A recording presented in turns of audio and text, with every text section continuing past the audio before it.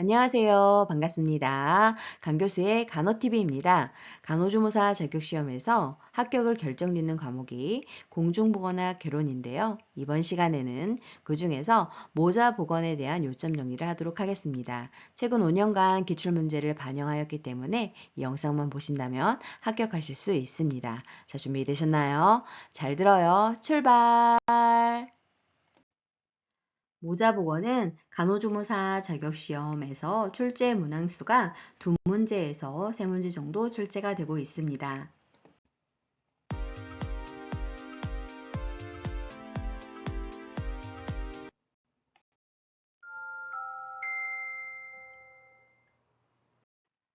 다음으로는 모자보건 사업에 대해 이해를 해볼까요? 모자보건법상 모자보건의 사업 대상자가 누구인지를 물어보는 것이 23하, 22하, 21하, 21상, 이처럼 많이 출제가 되었습니다. 중요하니 잘 알아두세요. 임산부는 임신 중이거나 분만 후 6개월 미만의 여성을 말하고 영유아는 출생 후 6년 미만인 사람입니다. 그리고 미숙아는 신체의 발육이 미숙한 채로 출생한 영유아이며 모성은 임산부와 임신 가능기 여성, 가임기 여성입니다. 신생아는 출생 후 28일 이내의 영유아이며 선천성 이상아는 선천성 기형 또는 변형, 염색체 이상이 있는 영유아가 해당됩니다. 모자보건에서 관리는 어떻게 하는지 다 같이 알아볼까요? 이 부분은 지금 보시는 바와 같이 다수 출제가 되었던 부분입니다. 산정관리라고 하는 것은 임신과 분만을 전후한 중요한 시기를 임신부를 관찰하고 교육하고 필요한 의학적 조치를 함으로써 안전하고 행복한 임신과 분만이 되도록 돕는 것인데요. 이를 통해 얻을 수 있는 목적이 자격시험에 출제가 되고 있습니다. 산모 측의 목적은 태아에게 필요한 모든 요구를 관리할 수 있는 능력을 구비하고 모성 사망을 저하시키는 데 목적이 있고, 태아 측의 목적은 저체중 출생아, 사산, 유산 등 신생아 사망률을 저하시키고 신생아의 건강을 유지시키는 목적이 있습니다. 자, 그렇다면 임신의 진단은 어떻게 하는 것일까요? 이 부분은 과거 자격시험에 다소 출제가 되었습니다. 임신의 진단은 확정적 징후와 가능한 징후로 나누어지게 되는데요. 확정적 징후는 임신 20주 이후가 되면 태아 심음의 청취, 태동, 태아의 움직임, 초음파에 의한 태아 확인 등으로 확진이 가능하게 됩니다. 가능한 징후로는 월경 정지, 입덧 등의 소화기 증상, 피부의 착색, 기초 체온의 장기간 고온 유지, 자궁의 증대 등으로 확인할 수 있는데, 가능한 징후와 확정적 징후를 섞어 놓고 확정적 징후를 고르시오. 이렇게 문제가 출제가 되고 있습니다. 자, 그렇다면 분만 예정일은 어떻게 구하는 것일까요? 날짜를 제시하고 이 해당 여성의 분만 예정일을 구하라는 것이 과거 자격시험에 다수 출제가 되었습니다. 분만월을 구하는 것은 마지막 월경이 1일에서 3월 4일 때에는 9를 더하고 더해서 12가 넘어가거나 마지막 월경이 4월에서 12월 4일 때에는 월수에서 3을 빼야 합니다. 분만일을 구하는 것은 마지막 월경 시작일에 7을 더하면 되겠습니다. 자, 그렇다면 예시를 통해서 분만 예정일에 대한 이해를 더 도와볼까요? 최종 월경일이 23년 11월 9일에서 15일인 여성의 분만 예정일을 구하라. 이렇게 문제가 출제가 되었다면 분만 월은 11월에서 3을 빼고 분만 일은 시작일인 9일에서 7일을 더하면 되겠습니다. 해가 넘어가기 때문에 그래서 분만 예정일은 24년 8월 16일이 되겠습니다. 임신을 했을 때 정기적인 검진은 어떻게 해야 하는 것일까요? 이 부분도 출제가 되었습니다. 임신 첫 7개월까지는 4주에 한 번, 임신 8에서 9개월에는 2주에 한 번, 임신 마지막 달 10개월에는 일주일에 한 번 방문을 통해서 건강 상태를 체크하면 되겠습니다.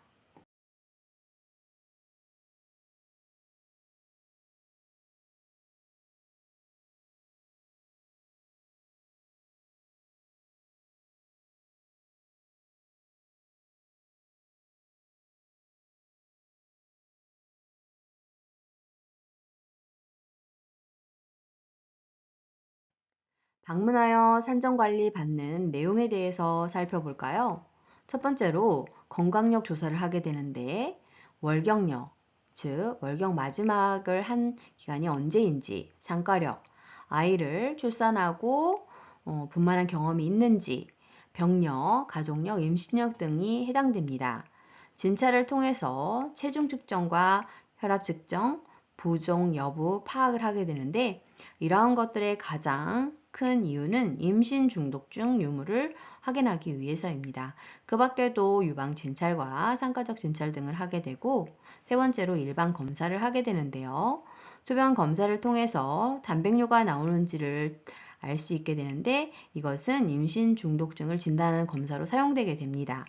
혈액 검사를 통해서 혈색소, 즉 빈혈 여부와 매도, 감염 여부를 확인하게 되고 혈액형 검사를 하게 되는데요. 혈액형 검사는 처음에만 하게 됩니다.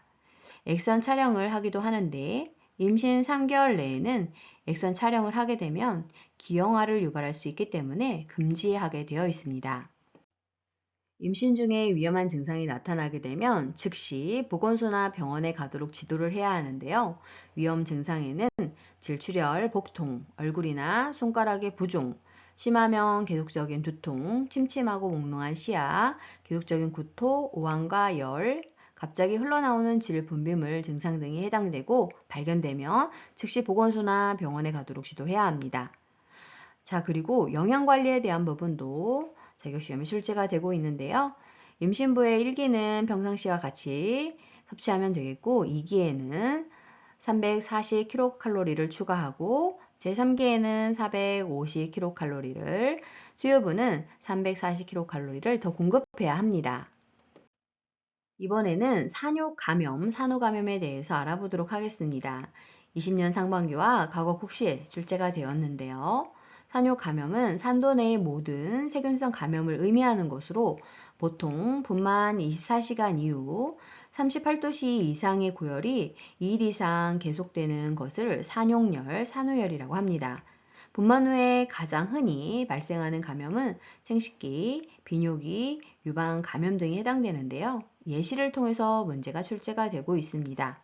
분만 후 3일 지난 산모의 혈압이 120에 80, 호흡은 분당 20회, 맥박 분당 78회, 체온이 38도씨인 경우 예상할 수 있는 증상은 24시간 이후에 2일 이상 계속되는 고열이기 때문에 이것이 바로 산욕열, 산후열에 해당이 되겠습니다.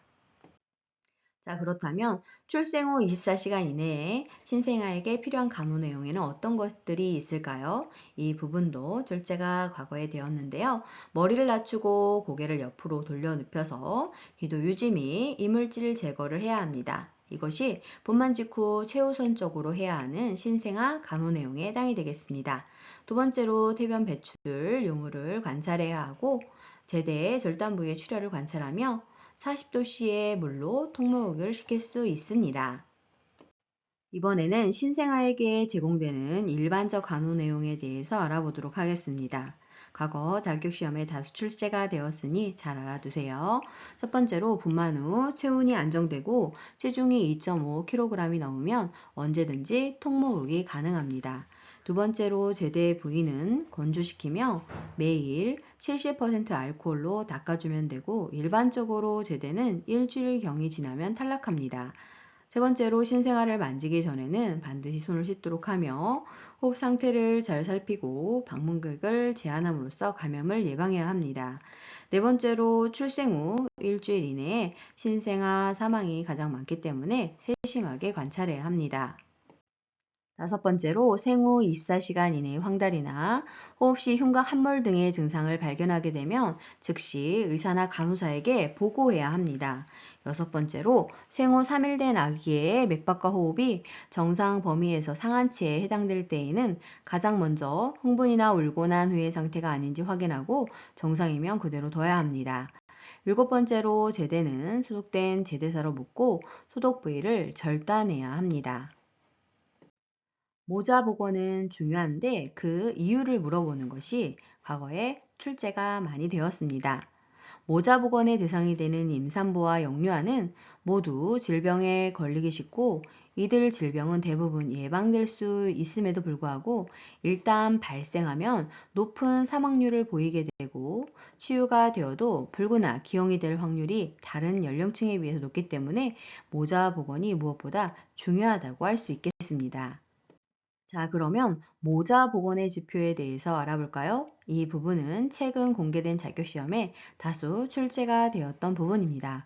우선은 종류를 알아야 되고 해당되는 공식들을 물어보는 것이 출제가 되고 있습니다. 모자 복원의 지표에는 영아 사망률, 산전 진찰률, 영유아 예방 접종률, 주상기 사망률, 사산율, 일반 출산율, 모성 사망률, 모성 사망비, 시설 분만율 등이 해당됩니다. 먼저 영아 사망률 공식을 물어보는 것이 출제가 되고 있는데요. 특정 연도의 총 출생아 수 분의 같은 해 1세 미만의 사망자 수 곱하기 1000명이 되겠습니다. 그래서 분자와 분모를 물어보는 것이 출제가 되고 있습니다. 다음으로는 모자 복원의 지표 중 모성 사망비에 대해서 알아보도록 하겠습니다. 모성 사망비는 당해 연도의 총 출생아 수 분의 연간 임신 분만 산후기에 의한 모성 사망자 수 곱하기 10만입니다. 그리고 모성 사망률도 공식이 있는데 보시면 당해 연도에 15세에서 49세 가임기 여성 수 분의 연간 임신 분만 산후기에 의한 모성 사망자 수 곱하기 10만입니다. 지금 보시면 모성 사망비와 모성 사망률의 분모가 다른 것을 볼 수 있고 이 부분을 암기해 두셔야겠습니다. 다음으로는 예방접종표에 대해서 알아보도록 하겠습니다. 이 부분은 과거 자격시험부터 현재 최근에 공개된 자격시험에 이르기까지 매번 출제가 되고 있는 중요한 영역입니다. 연령에 따른 백신 종류를 물어보는 것이 출제가 되고 있습니다. 출생에서부터 1개월 이내에는 먼저 비형간염 4백신 1차 접종을 하게 되고 BCG 1회 접종을 하게 됩니다. BCG가 무엇인지를 물어보는 것이 출제가 되기도 하였는데요. 결핵 예방접종으로 생백신으로 이루어집니다. 그리고 1개월에는 비형간염 2차 접종을 하게 되고 2개월에는 DTaP 폴리오 1차, 비형 헤모필러스 인플루엔자 1차, 폐렴알균 1차 접종을 하게 됩니다. 이 중에서 DTaP가 무엇인지를 물어보는 것이 출제가 되기도 하였는데요. 디프테리아, 파상풍 100일의 혼합 예방접종에 해당이 됩니다. 4백신입니다. 4개월에도 DTaP 폴리오의 2차 접종을 B형 헤모필러스 인플루엔자 2차, 폐렴알균 2차 접종을 하게 됩니다. 6개월에는 B형 간염 3차, DTaP 3차, B형 헤모필러스 인플루엔자 3차, 폐렴알균 3차 접종을 하게 됩니다. 지금 보시는 바와 같이 2개월, 4개월, 6개월에는 접종하는 백신의 종류가 다 같습니다. 다만 6개월에 비형간염 3차 접종을 한다는 게 차이이고 지금 폴리오 3차 같은 경우는 따로 떨어져 있게 되는데 6개월에서 18개월 사이에만 접종을 하면 되기 때문입니다. 이어서 예방접종표에 대해서 알아보도록 하겠습니다. 6개월에서 만 12세까지는 인플루엔자 접종을 매년 접종해야 하고 12개월에서 15개월에는 MMR 접종을 1차 접종해야 됩니다. MMR 접종이 무엇인지를 물어보는 것이 출제가 되고 있는데요. 홍역, 볼거리, 풍진, 혼합 백신입니다. 이 외에도 수두 생백신을 1회 접종하게 되고 B형 헤모플러스 인플루엔자 4차, 폐렴알균 4차 접종을 하게 됩니다. 그리고 12개월에서 23개월에는 일본 내염 약독화된 생백신 1차 접종을 A형 간염 4백신을 1차에서 2차 접종을 일본 내염 불활성화 백신은 1, 2차 접종을 하게 됩니다. 15에서 18개월 경에는 DTaP 4차 접종을 24에서 35개월에는 일본 내염 약독화 생백신 2차 접종을 그리고 일본 내염 불활성화 백신 3차 접종을 하게 되고 24개월에서 만 12세 사이에는 고위험군에 한하여 폐렴알균 접종을 하게 됩니다. 만 4세에서 6세 사이에는 MMR 2차, DTaP 5차, 폴리오 4차 접종을 하게 되고 만 6세에는 일본 내염 불활성화 백신을 4차 접종하게 됩니다. 만 11에서 12세에는 TDAP, TD 6차 접종을 하게 되고 사람 유동 바이러스 감염증을 1, 2차 접종을 하게 됩니다. 그리고 만 12세에는 일본 내염 불활성화 백신을 5차 접종을 하게 됩니다. 예방접종에서 추가로 문제가 출제되는 부분을 살펴보도록 하겠습니다. 비형간염 예방접종인 경우 추가적으로 다른 부분이 있게 되는데요. 비형간염 표면 항원 양성인 산모, 즉 HBS 안티젠인 경우는 출생한 산모의 신생아는 출생 후 12시간 이내에는 비형간염 면역 글로불린, 즉 수동 면역과 비형간염 백신, 능동 면역을 동시 접종을 해야 합니다. 능동 면역은 효과가 나타나려면 오랜 시간이 걸리지만 영구적인 효과가 있는 특징이 있고, 수동 면역에 해당이 되는 비형간염 면역 글로불린은 효과는 빠르지만 일시적이기 때문에 동시에 예방접종이 이루어져야 합니다. 그리고 그 이후에는 2차와 3차 접종을 각각 출생 후 1개월과 6개월에 하면 되겠습니다. 앞에서도 설명드렸듯 폴리오는 원래 3차 접종은 생후 6개월에 접종을 해야 하지만 18개월까지 접종이 가능하고 DT, AP, IPV, 즉 디프테리아, 파상풍, 백일의 폴리오, 혼합 백신의 형태로 접종도 할 수 있습니다. 홍역 볼거리 풍진인 MMR 예방접종은 홍역이 유행을 하게 됐을 경우에는 생후 6에서 11개월에 MMR 백신 접종을 할 수 있습니다. 그렇지만 이 경우에는 생후 12개월 이후가 되었을 때에는 MMR 백신으로 일정에 맞춰서 다시 접종을 해야 합니다. 그리고 일본 내염 불활성화 백신은 1차 접종 1개월 후 2차 접종을 하고 2차 접종 11개월 후 3차 접종을 함으로써 1차 접종과 12개월 후에 실시를 해야 합니다. 그리고 일본 내염 약독화 생백신은 1차 접종 12개월 후 2차 접종을 하면 되겠습니다. 그리고 인플루엔자 불활성화 백신은 생후 6개월에서 만 9세 미만 소아에게 접종을 하게 되는데, 첫해에는 최소 4주 간격으로 2회 접종이 필요하고 접종 첫해 1회 접종을 받았다면 다음 해에 2회 접종을 완료해야 합니다. 자, 그렇다면 예방접종 시 고려해야 할 사항에는 어떤 것들이 있을까요? 예방약 운반 시 저온 보관을 해야 되고 얼음 상자를 이용해야 합니다. 두 번째로 정확한 접종 방법을 사용하며, 세 번째 예방약의 냉함소 보관을 해야 합니다. 어둡고 낮은 온도에 보관을 해야 되는 거죠. 2에서 4도씨에 보관합니다. 네 번째로 연령에 따른 정확한 양의 접종이 필요하며, 다섯 번째 유효기간 및 금기사항을 확인한 후 사용해야 합니다. 이번에는 예방접종 전 주의사항에 대해서 알아보도록 하겠습니다. 접종 전날 목욕을 시켜야 하고 집에서 체온을 측정하고 고열이 나면 예방접종을 미뤄야 합니다. 청결한 의복을 입혀서 데리고 오며 어린이의 건강 상태를 잘 아는 보호자가 데리고 와야 합니다. 모자, 보건, 수첩을 갖고 건강 상태가 좋은 오전 중에 접종을 하며 예방접종을 하지 않을 어린이는 함께 데려가지 않아야 합니다. 자, 그렇다면 예방접종 후 주의사항에는 어떤 것들이 있을까요? 접종 후 20분에서 30분간 접종 기간에 머무르며 기가 후 적어도 3시간 이상 주의 깊게 관찰해야 합니다. 접종 당일과 다른 날은 과격한 운동을 삼가해야 하고 목욕을 시키지 않으며 접종 부위는 청결해야 합니다.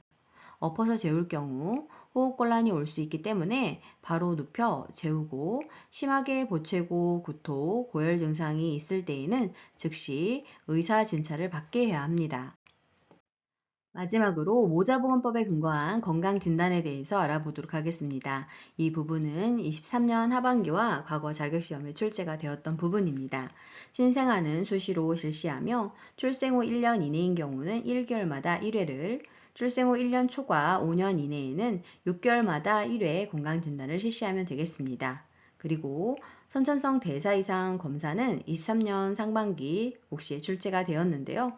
정상 신생아인 경우 생후 48시간 이후부터 7일경에 실시하면 되겠습니다.